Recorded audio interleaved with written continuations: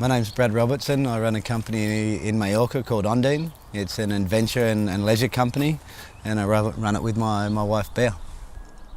Marine conservation has been something that I've been very interested in for a long time. Obviously, being a dive instructor with history working on the dive boats in Australia in Cairns. The attitude of local people towards marine conservation here in Mallorca has been overwhelmingly positive, but there's not a lot of people doing it. So therefore, the doors that have opened, the people that I've met, people in the Department of Fisheries here, people in businesses that I wouldn't have normally met without the conservation projects is a wonderful thing. Sacrifices I've had to make to begin conservation projects here in Mallorca. Time would be a big sacrifice. Basically any time that I'm not working with the business, I'm working on conservation projects, which in turn affects my personal life with my wife, which can get pretty tough.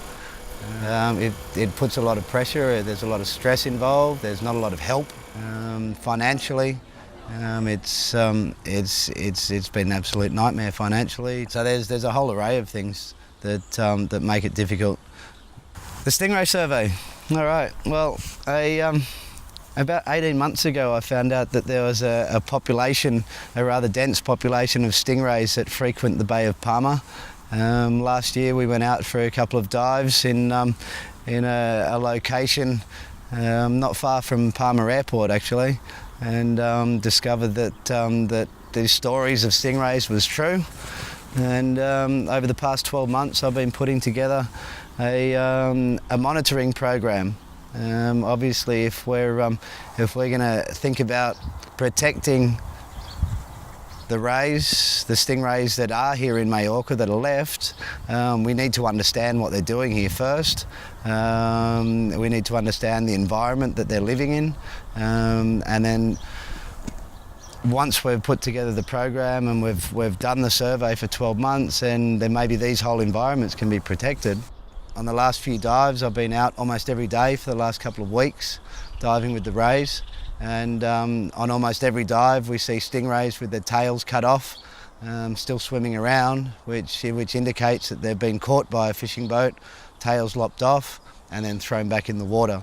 The whole purpose of the Stingray Survey is to understand the population that frequents Mallorca over about a 1 to 3 month period.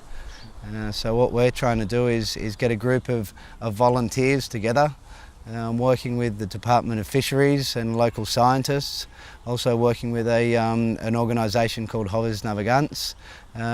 So it's a science-based program to study these fish, but with Joves Navegants involved, it's involving youth of the island. So we're trying to combine the two. We're trying to combine a scientific program with a community-based program, which will all lead on to a conservation program. I think it's a brilliant idea. I mean, somebody has to take care of them. I know some, but nowhere near as many as we've seen today. It's really nice to get out, have a dive and check out the sea life, but it's also really nice to actually be part of this project. Why do I do conservation projects? Because I'm a diver. Because I'm a diver that loves to observe, interact with marine creatures, and there's not so many of them in the Mediterranean.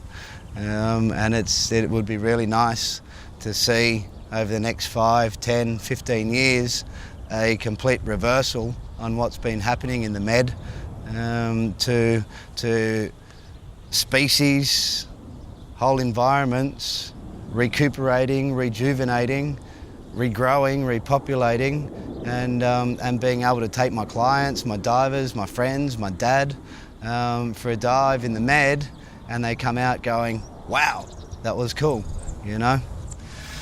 Esta zona de aquí es una de las que, a través de distintos programas de investigación, sabíamos que hay abundancia de rayas en esta época del año. Probablemente esté asociado a un comportamiento reproductivo. Vienen tanto a aparearse como a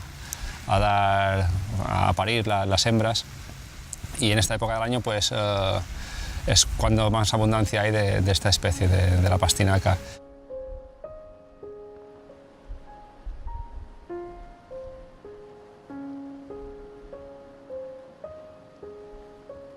We turned up to El Delta to do what's become the normal routine of taking people for a dive with the Stingrays here in Mallorca. And the first thing we came across were three guys with spear guns. As I sort of asked them what they'd caught, they said they'd caught a couple of rays, and they were just bringing them up. So we waited till they brought the rays up, and they brought up two females. One was, I would say, 80 to 90 centimetres wide. The other one a little bit smaller, but both looked to be pregnant. And then they put them in the car and took them away. Seeing those rays dead, belly up, pregnant, tails chopped off, actually made me feel physically ill. The chances are that they've shot it, and then the mother, trying to look after the young, give them the most chance to live, has given birth on the spot. The other thing was that we didn't actually see any stingrays on the dives. I've got not a thing against a human being going into the water, spearing a fish, taking it home, cooking it on the barbie, enjoying it with their friends, enjoying a few beers. But to see that happen in a marine reserve defeats the whole purpose of a marine reserve. Obviously, with Spain being in such an economic crisis, in a financial hole, so to speak, obviously the government are cutting different aspects of their expenditure. So for them to cut the policing of the marine reserves means that those marine reserves are marine reserves on paper, but unfortunately are not marine reserves in reality. They were saying that we take picture of the car, and the same Spanish, then they were a little bit, how do you say it? Angry? Why do I think it's so hard for this project to get the funding? Well, I think one of the reasons why it's so hard for people like myself, the little guy, to do anything to get funding for these projects is just because of that, because I'm an unknown entity. The company that I own is very young. I'm definitely not a movie star. I don't mix with wealthy people and glamorous circles that would be able to fund these projects. How do you finance the project? At the moment, I've been financing the projects.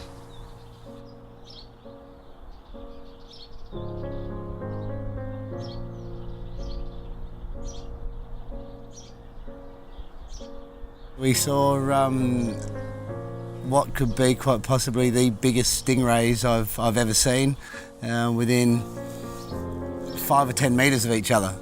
Brad, come and have a look at this. What's this, mate? Some footage from last night from the big ray. How big is that? It was absolutely phenomenal. I mean, if you saw these things somewhere else in the world, you'd be absolutely mind blown. But seeing these things in Mallorca is just completely out of this world. We had a phenomenal night dive prior to seeing these two massive rays. We saw loads and loads of marine life. We saw octopus, we saw cuttlefish, we saw little tiny baby cuttlefish that were about this big. We saw nudibranchs, we saw smaller rays. Everyone was having a wonderful dive. It was quite a long dive, and then on the way back to our exit point, I came across a very large rough-tail ray. Dave followed me and shone his light on the ray, which he thought was a rock, until he realised it was a rather large rough-tail stingray sitting in the sand. It was quite a sight. We lost that ray. It took off, and all of us were running relatively low on air, so most of us headed to the surface. Then when David and Clive said that the big ray was still underneath them, we swam back over on the surface, had a look down, shone my torch on what I thought was the same ray, and then noticed that this rather large specimen, and it was pushing 2 metres across, the width of 2 metres. It had no tail. Its tail had been lopped off. It had a stump which was as thick as a thigh. I dropped back down again and had a little bit of a swim around, a close encounter with a rather large rough-tailed stingray. Fantastic. The single biggest thing that'll get the Mallorca Stingray Survey up and running is funding. We need the funding for the operations, we need the funding to get things moving. And the reality is that the amount of money we're looking for is, in the whole scheme of things, not a lot of money.